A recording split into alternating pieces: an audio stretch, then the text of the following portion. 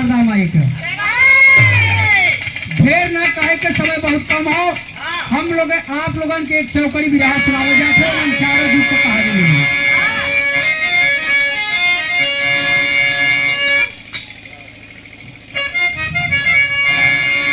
सजा कभी ना चमन खुशबुओं में, जहाँ खुद ही कातिल बना बाग माली। चलेगा कभी ना अंधेरा जहाँ से, चिता बन जल रही है दुहाली। हो गई रक्त प्यासी मई में बनी, प्यास पानी से उसका बुझाना कठिन है। अरे लिखा जो विधाता चलेगा नहीं, जोर उस करण में दिखाना कठिन है।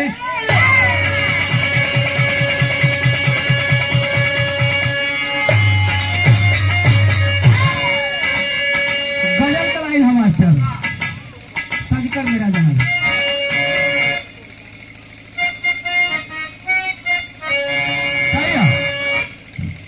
कि अरे सजकर मेरा जनाजा, अरे सजकर मेरा जनाजा, अरे जाएगा यूं निकल के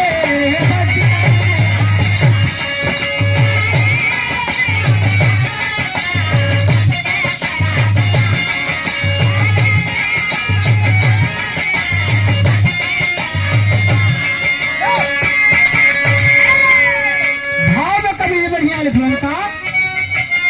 अरे भगती के भावना में, अरे भगती के भावना में, अरे हंसता हुआ चमन है। भगती के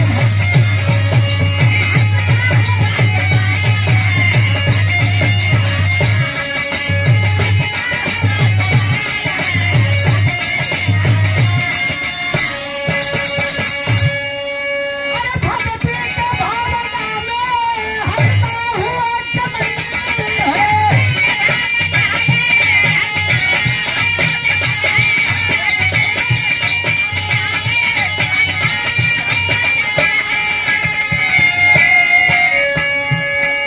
अरे धरती टिकी धर्म पे, हाँ धरती टिकी धर्म पे, अरे उनको मेरा नमन है। धरती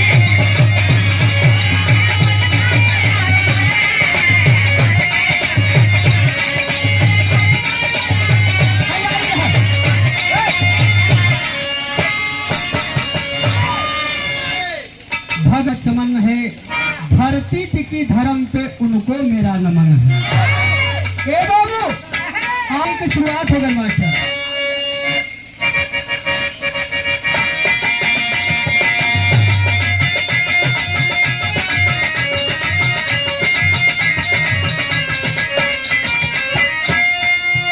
धर्म पूजा से बढ़ के कोई नहीं सकती है।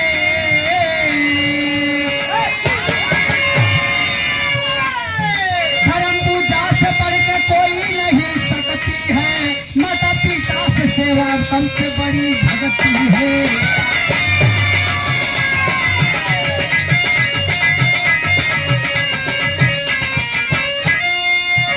माता पिता का कावर सरवर जब उठाए हैं, माता पिता का कावर सरवर जब उठाए हैं, कराऊ तीर्थ धाम को जना बनाए हैं।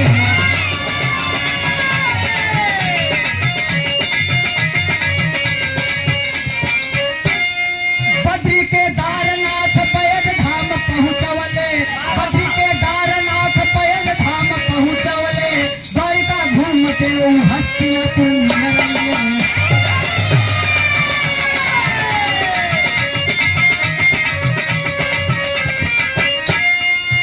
कुरुनगर में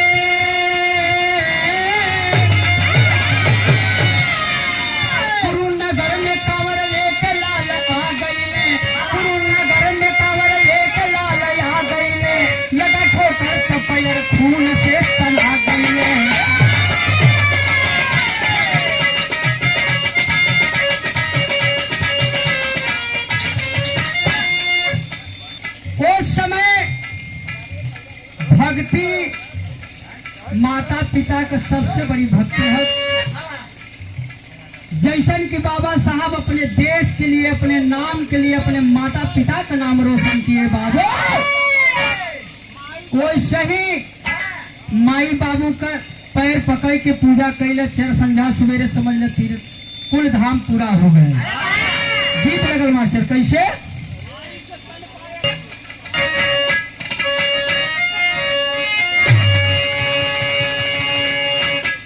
कि बढ़िया आइल रे जामुनवा, बढ़िया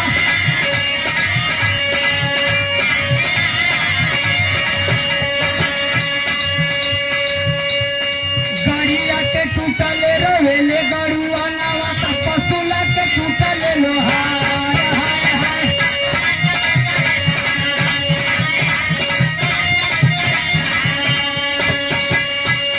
हीरे होइले चोलिया रोवेले का सजनिया, कैसे चली रोजगार रहो बहगनवा, पारवा हो बहगनवा।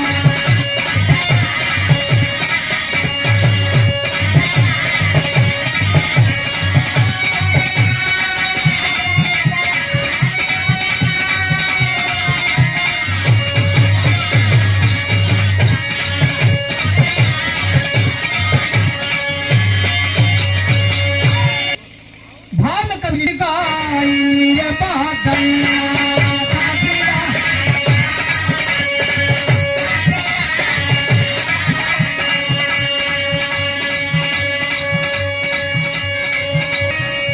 थाकी गाई रे बादलिया,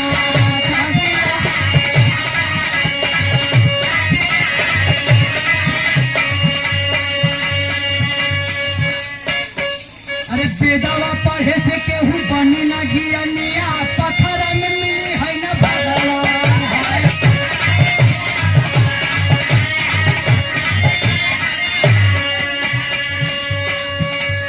तीरथ करे से नहीं तपवा न सही है, मूर्ख बस कर जहान हो बहगनिया, थाकी गाई रे बहगनिया।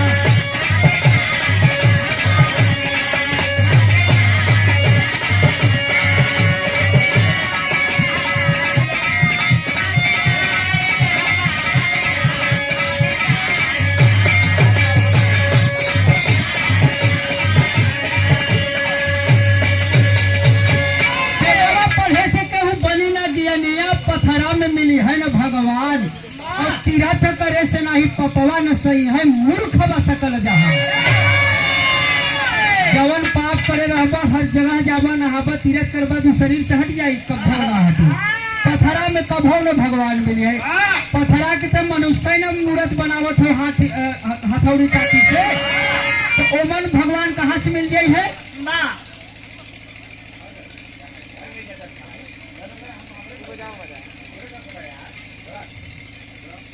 चलो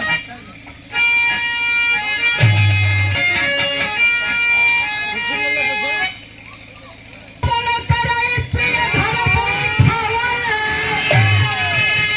लोपनो कोई रई में लागल रे, नीरम मोही दादा कहते, नीरम मोही दादा कहते, भागल रे नीरम मोही दादा कहते।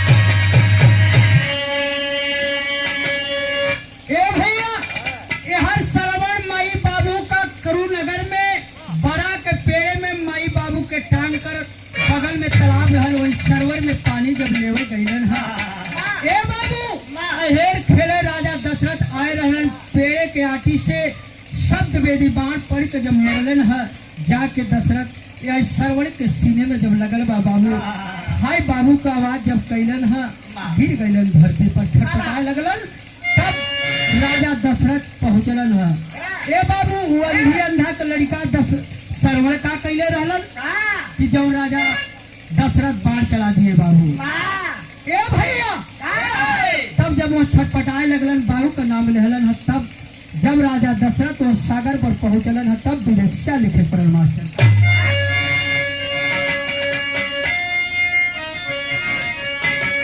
अरे करुण गोहर सुन के दशरथ जनिया हो आई गई सरवर किनारे वही दुनिया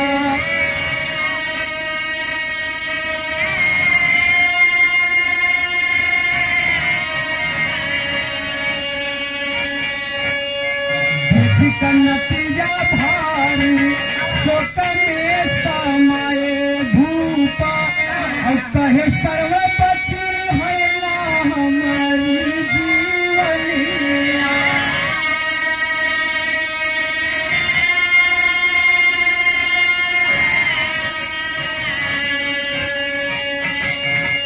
अंधियन हमारी बाबू रहिया जो भक्ति है जाई पत्ती आई बेटाया नारन के पनिया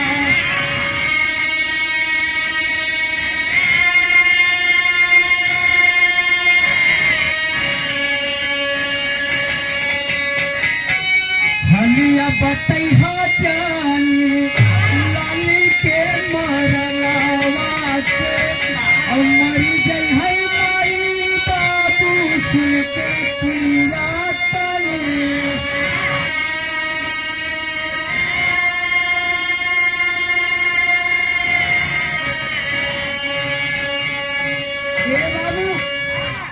यह सरवण हाथ जोड़ के रोवत हवन कि माई बाबू हमारा अंधी अंधा हुआ पानी बिन प्राण छटपटात हो वही बरगद के पेड़ में टंगले है कौंडल के पानी ले जाए के हमारे माई बाबू को पिया दा शायद प्राण बच जाई लेकिन एक कसम हो हमारे माई बाबू के हमारे मरे का नाम मत बताइए धीरे धीरे वही कमंडल का पानी जब राजा दशरथ ले जाकर के अंधी अंधा के पास में गईलन है अंधी अंधा पूछे लगलन कि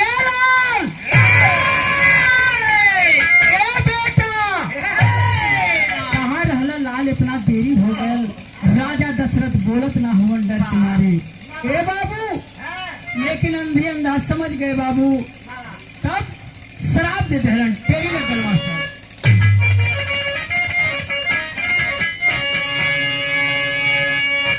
अरे लूटई बा तई बात के तनो हीरा मोतिया अरे लुटाई बा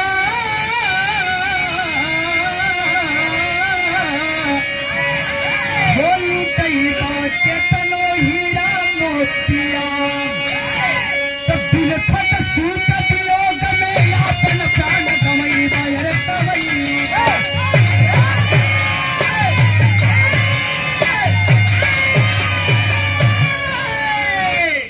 ए बाबू तब राजा दशरथ जब अपन नाम बतैलन कि हम राजा दशरथ है शब्द वेदी बाण से हमारे आपका लड़का सरवण मर गए ने दुनिया में ना होवन ए बाबू वही समय श्राप दिलन के लुटाईबा के तनो हीरा मोतिया अपने सूत वियोग में अपना प्राण गवईबा लुटाईबा के तनो हीरा मोतिया चौकड़ी लग गया मास्टर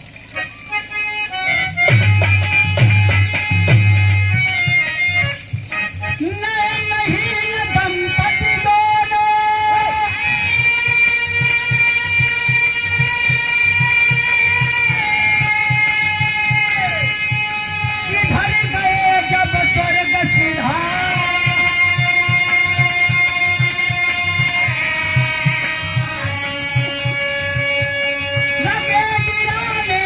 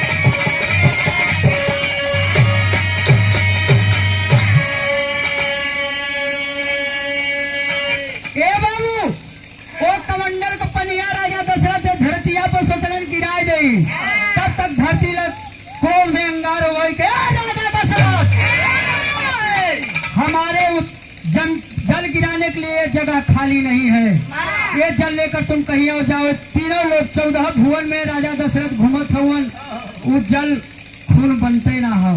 पहुंचलन कहा कुरुनगर में, जहाँ सरवन के ठेस लग रहल बाबू। जब वही पहुंचलन है तो रक्त धरती पर से खून बन गल, वही धरती पर गिरा कर चल जाए। तब गीत लगल मास्टर,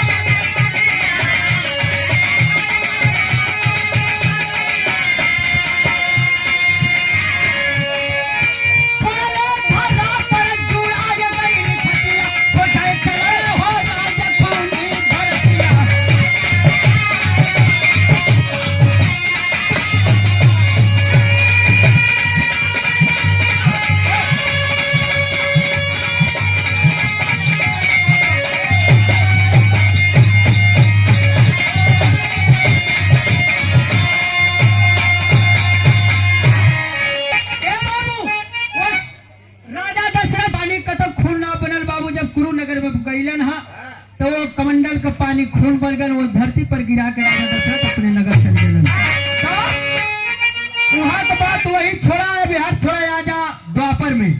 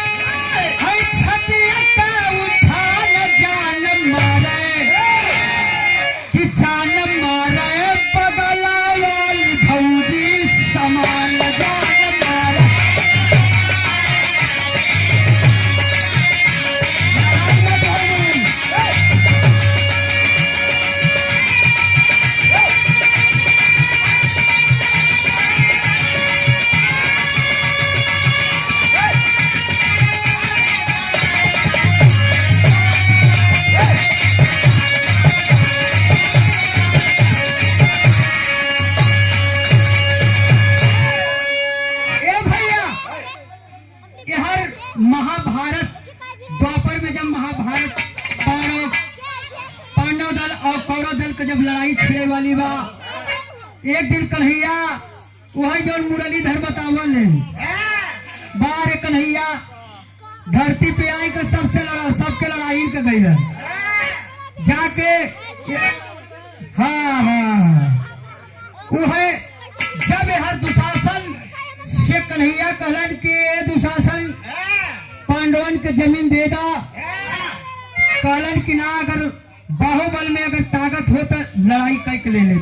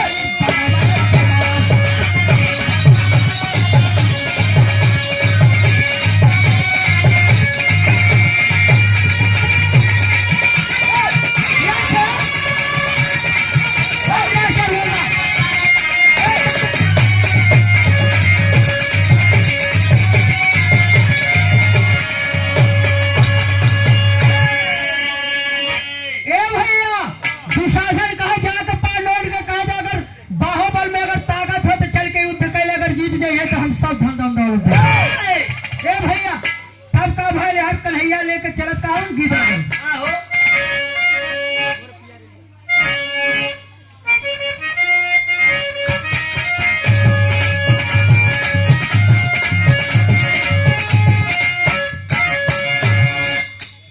कौनो मेहरारू को मरद रेल का ड्राइवर रहन तो मेहरुआ अपने सखी से बताओ था का मोरा पिया रेलिया का ड्राइवर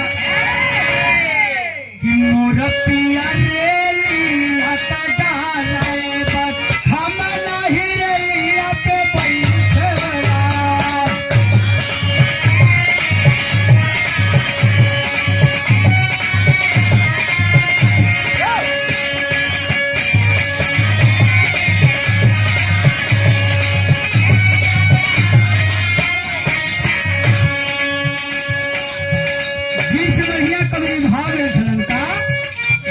बोले भीम से न पलियाना, ये हर बोले भीम से न पलियाना, कहावा समरिया होई है।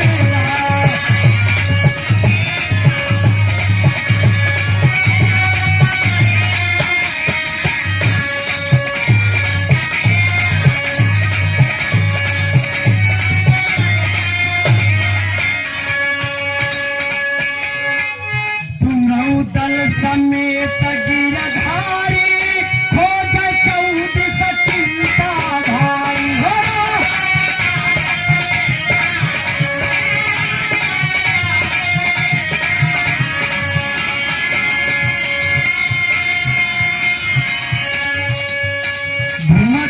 घूमत जुटले कुरुया नगरिया, कहावा समरिया होई है।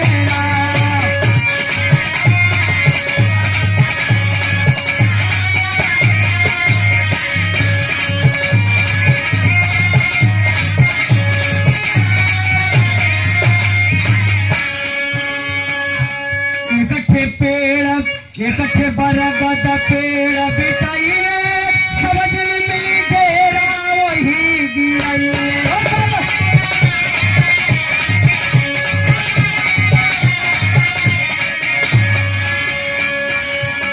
तब तक समय भयल दोपहरिया, तब तक समय भयल दोपहरिया, कहावा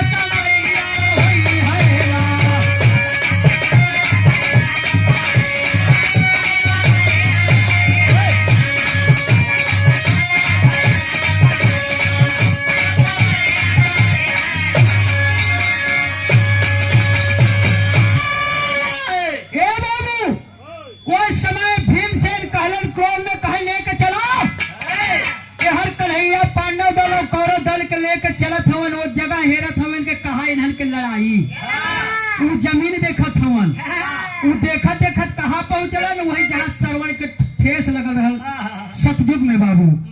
ए भैया, और जहाँ राजा दशरथ तो कमंडल के पनिया छोड़ल रहे, वही लेके कन्हैया भेटा गए, तब पापड़ लगा मास्टर।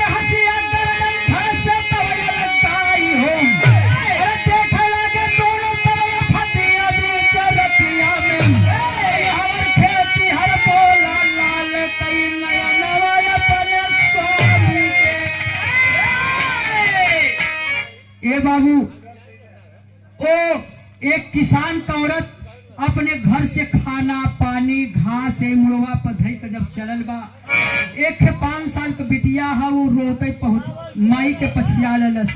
ए बाबू, जब वो रास्तवे में पहुंचल बा तो औरतिया करलस का बिटियावा के बुलाए के वो भसिया और खानवा पानी वही दरवे से उतार के रख दलस, वही हसिया से अपने बिटियावा का गर्दनवा वही काट लेलस।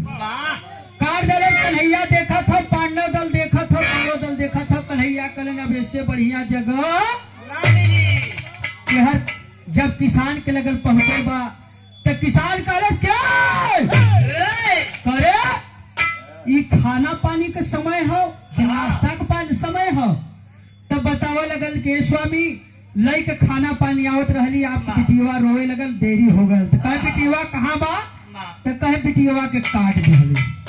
तब का भैल आधा लग गल मास्टर।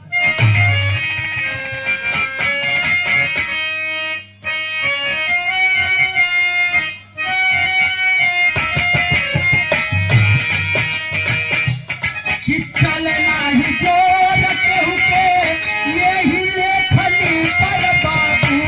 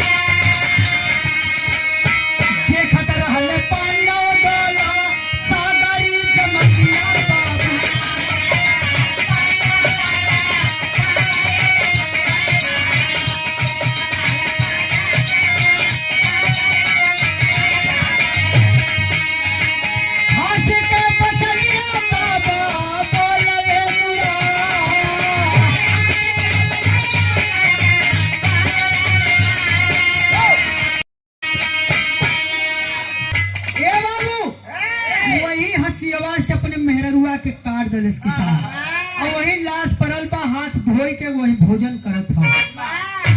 पांडव दल और कौरव दल सब देखत हवन, कहले कब ऐसे बढ़िया जगह न मिली, तब मिली था।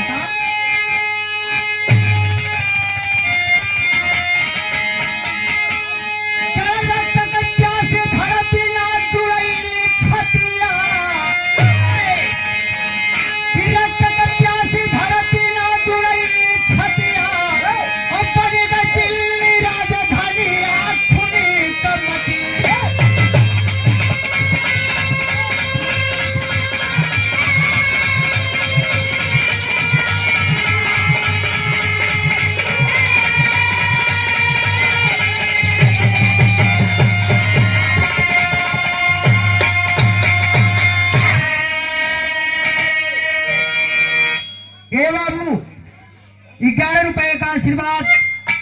करे रक्त की प्यासी धरती ना जुड़ई छतिया, अपनी गति राजधानी खुली कमठी।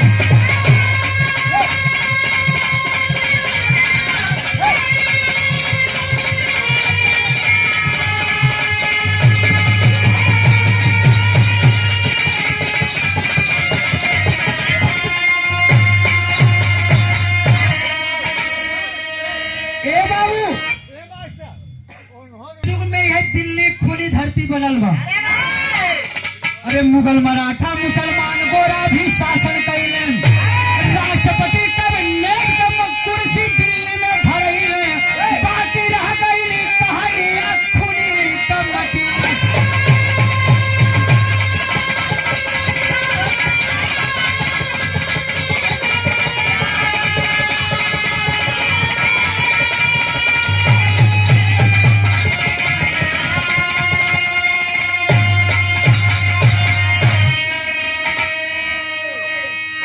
गुरु बिहारी गुरु गणेश गुरु रामलाल गुरु गाके स्वर्ग बसे कवि चंद्रिका बच्चन के विजय बताते।